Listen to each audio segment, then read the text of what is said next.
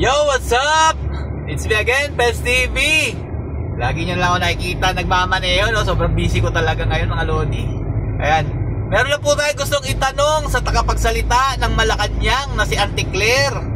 Ano na pong masasabi nyo sa pagtaas ng dolyares? Sobrang bagsak na bagsak po ang ating bansa, no? Ang dolyares kasi, mga lodi, kapag tumaas yan sa Philippine money, ibig sabihin nun, mababa po ang value natin. Diba? Yan lang po. Simpleng ano lang po yan. Parang wala po tayong value sa ibang mga bansa.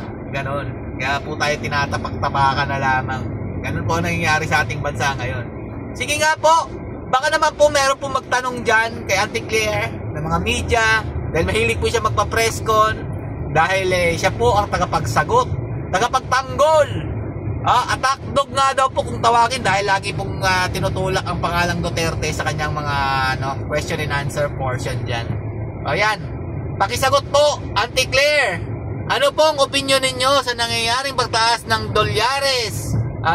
Bagsak na bagsak po ang ating bansa. Yan po ang indikasyon na tayo po ay nangungulilat. Hindi nga po, bigyan nyo nga ng magandang explanation na hindi po ninyo idadawit ang pangalang Duterte sa inyong sagot. Dahil, sasabihin yan, sino nagtatanong? Ito ba yung mga DDS? Mga troll ng mga DDS? Ganun yan eh. Memorize ko na yung sagot yan, mga lodi. Memorize na po natin kung ano pong klaseng tao ito si Auntie Claire. Tapos sasabihin yan, balikan po natin yung panahon ni Duterte. Di ba po? Ganito rin naman po kataas ang kanyang ganito rin po naghihirap ang ating bansa. Ganun yan eh, mga lodi. Huling-huli na po yan, mga lods. Sige, challenge po natin siya. Sagutin po niya ng maayos. I-explain niya mabuti kung ano pong nangyari. Ba't po babagsak po ang ating bansa? Nang hindi po dinadawit ang pangalan ng mga Duterte. Sige nga po.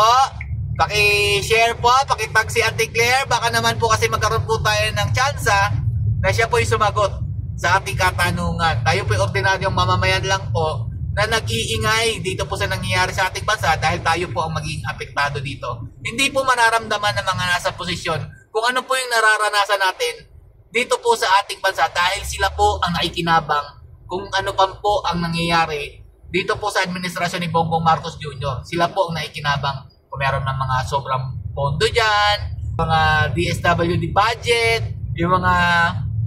yung DPWH budget, sila po ang nagkakahati-hatian dyan, mga lodi. Kaya, yan po, nangyari sa ating bansa ngayon, bagsak. Dahil wala pong silbi ang ating Pangulo.